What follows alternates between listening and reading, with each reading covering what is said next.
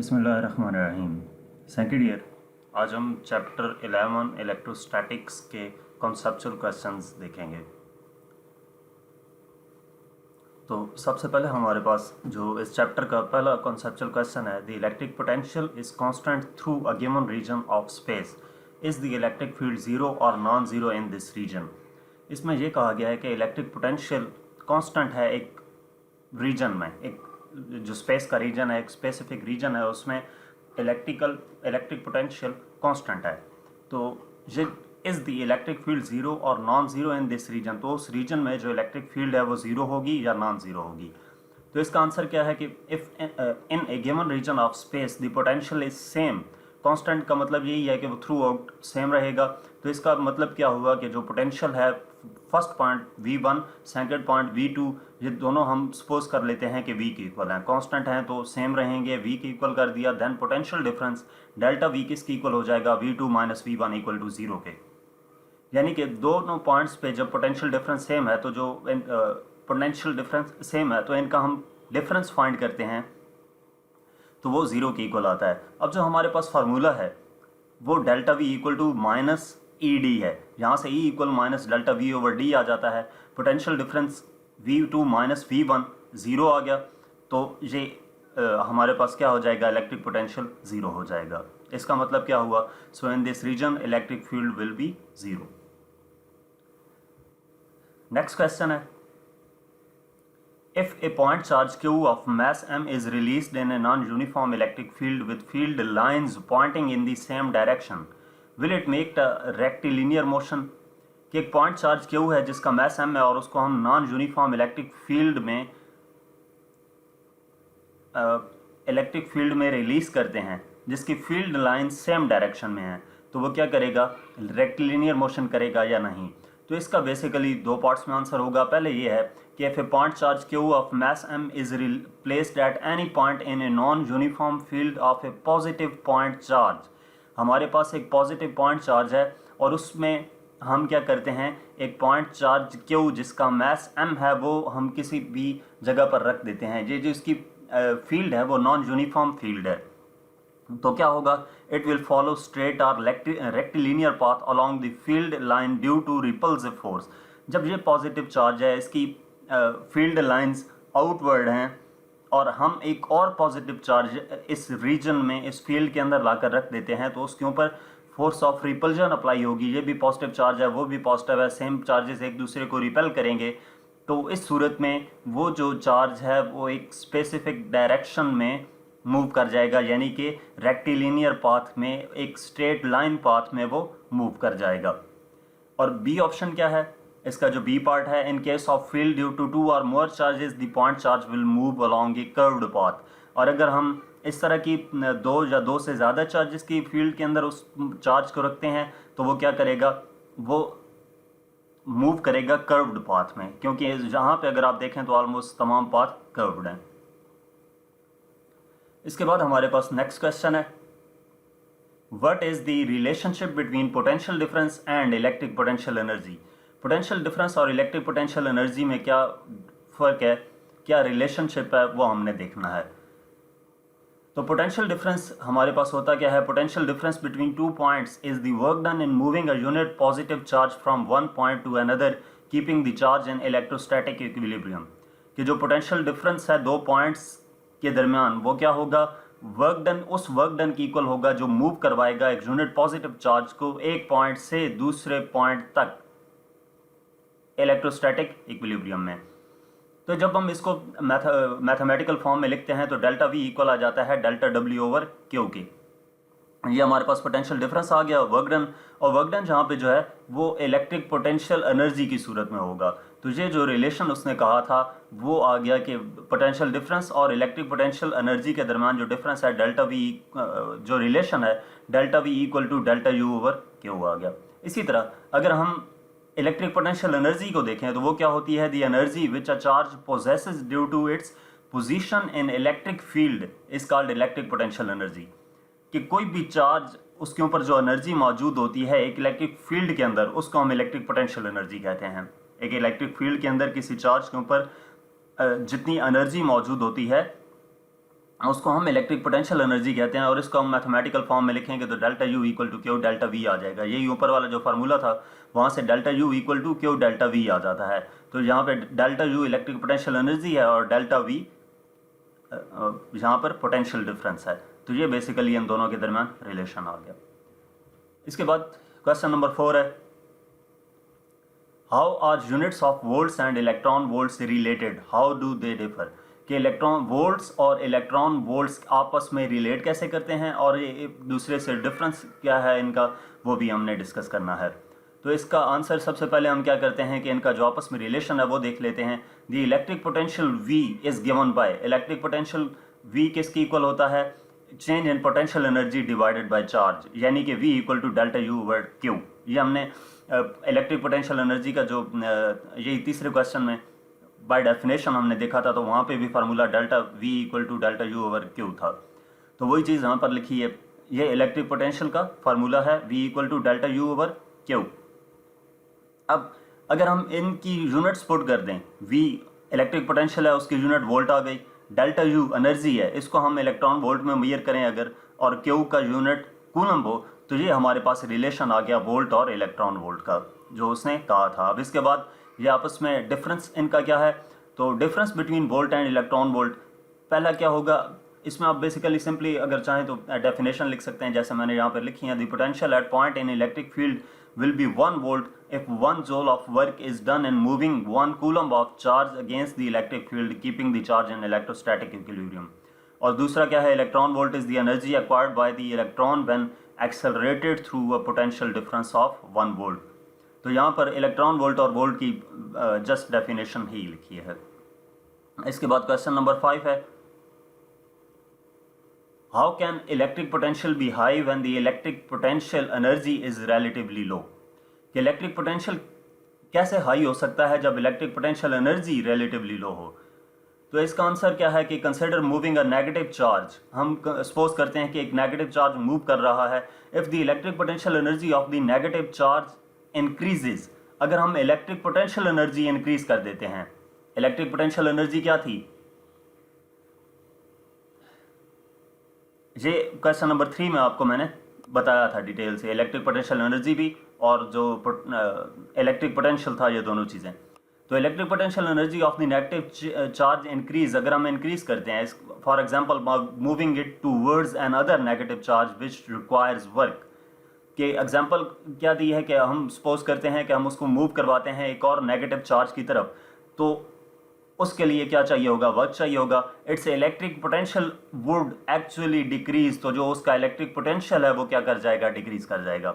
That's because the definition of electric potential uses a positive unit test charge, और यही reason है कि जो इलेक्ट्रिक पोटेंशियल है वो डेफिनेशन में पॉजिटिव चार्ज को यूज़ करता है।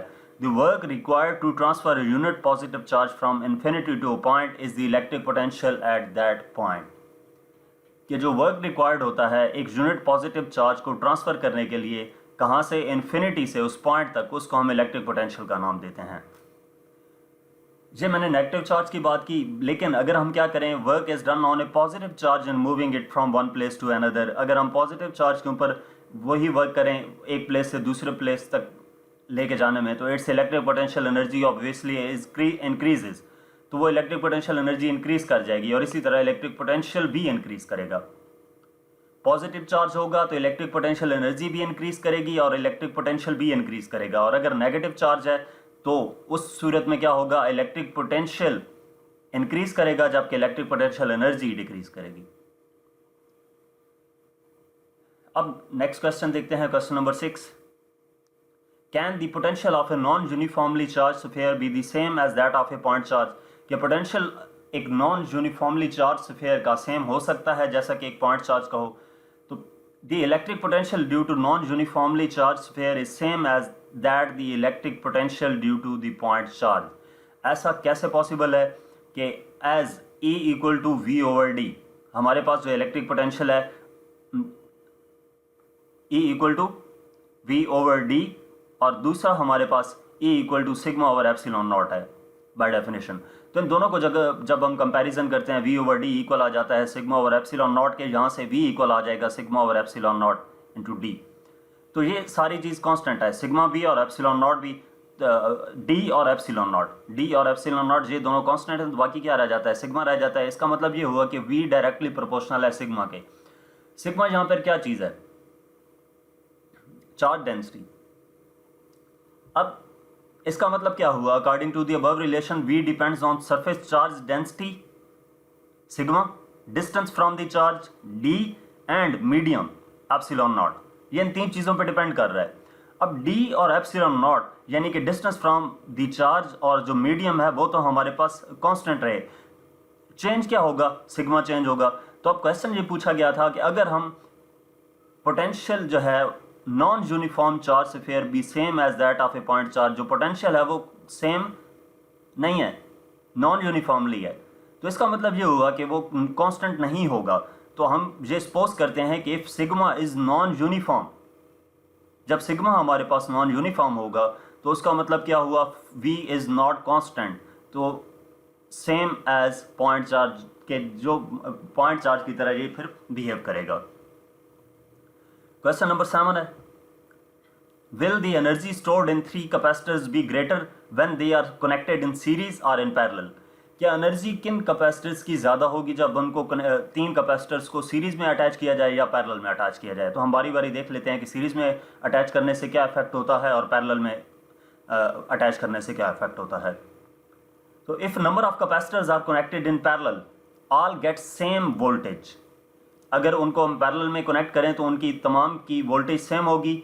Each one has energy storage as per its value, हर एक की एनर्जी स्टोरेज उतनी ही होगी जितनी कि उसकी वैल्यू है स्टोर करने की। And net energy storage is sum of all the individual energy storages, और जो नेट एनर्जी वो स्टोर करेगा वो sum of all the individual energies होगी, यानी कि वो जितनी एनर्जी एक इंडिविजुअली स्टोर कर रहे हैं उन तमाम को सम करेंगे तो वो हमारे पास नेट एनर्जी आएगी।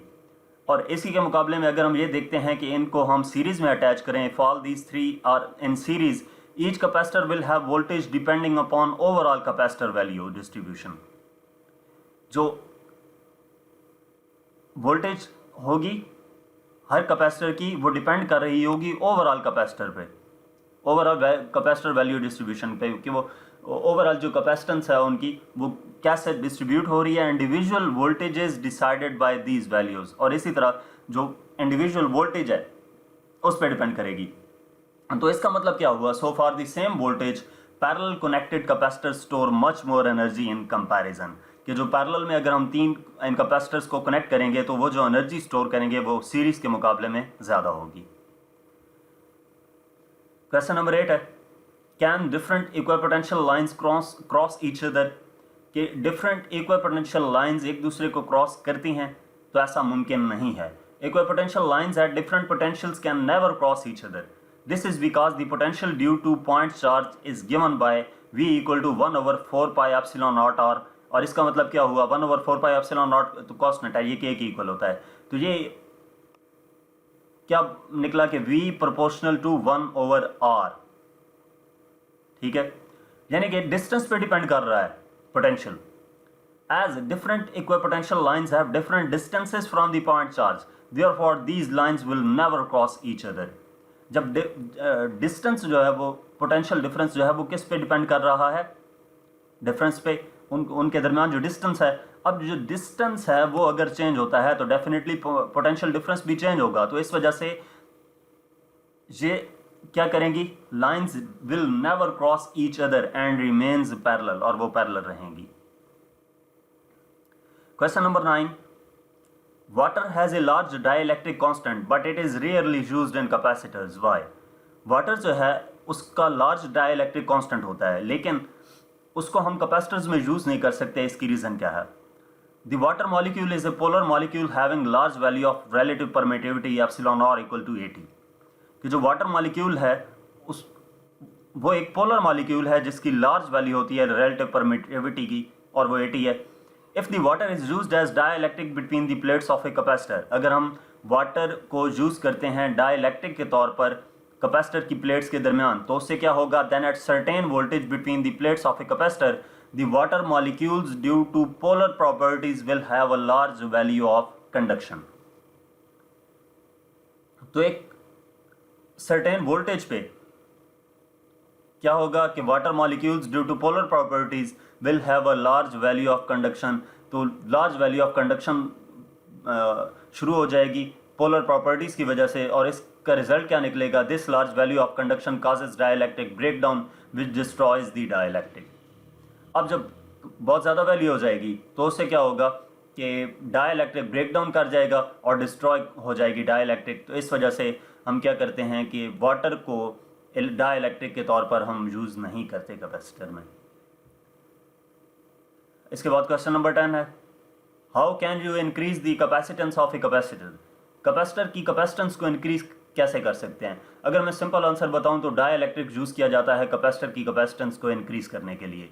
लेकिन इसका आंसर आप प्रॉपर देख लें कि if you want to increase the capacitance of a parallel plate capacitor then increase the surface area, reduce the separation between the plate and use a material that has higher breakdown strength। 3 steps हैं कि अगर हम increase करना चाहते हैं capacitance parallel plate capacitor की तो हम क्या करेंगे? इंक्रीज करेंगे सरफेस एरिया, रिड्यूस करेंगे सेपरेशन बिटवीन द प्लेट और मटेरियल यूज करेंगे जिसका ब्रेकडाउन स्ट्रेंथ हायर होगी। अगर हम कैपेसिटेंस को बाय मैथमेटिकली देखें तो मैथमेटिकली जो कैपेसिटेंस है वो C इक्वल होती है epsilon not ERA over D। इसमें epsilon not permittivity of free space है, ER अब C डायरेक्टली प्रोपोर्शनल है ER के, ठीक है, रिलेटिव परमिटिविटी ऑफ डाइलेक्ट्रिक है बेसिकली ये, तो डायरेक्टली प्रोपोर्शनल है ER के। तो इसका मतलब ये हुआ कि अगर हम ER इंक्रीज करते हैं तो जो कैपेसिटेंस है वो इंक्रीज करेगी। उसके बाद A क्या है? क्रॉस सेक्शनल एरिया है, तो अगर A B C के डायरेक्टली प्रोपोर्शनल है, अगर हम एरिया इंक्रीज करेंगे तो कैपेसिटेंस भी इंक्रीज कर जाएगी। और थर्ड वन क्या है? D इन्वर्सली प्रोपोर्शनल है कैपेसिटेंस के। तो इसका मतलब ये हुआ कि D डिक्रीज करेगी तो कैपेसिटेंस इंक्रीज करेगी। तो यहाँ तक इस चैप्टर के कॉन्सेप्चुअल क्वेश्चंस थे। बाकी भी 1 बाय 1 मैं इस सेकंड ईयर की भी तमाम एक्सरसाइजेज अपलोड करता रहूँगा इंशाल्लाह। तो कोई भी टॉपिक, कोई भी एक्सरसाइज, कोई भी क्वेश्चन देखने के लिए आप मेरा यूट्यूब चैनल विजिट कर सकते हैं। Thank you.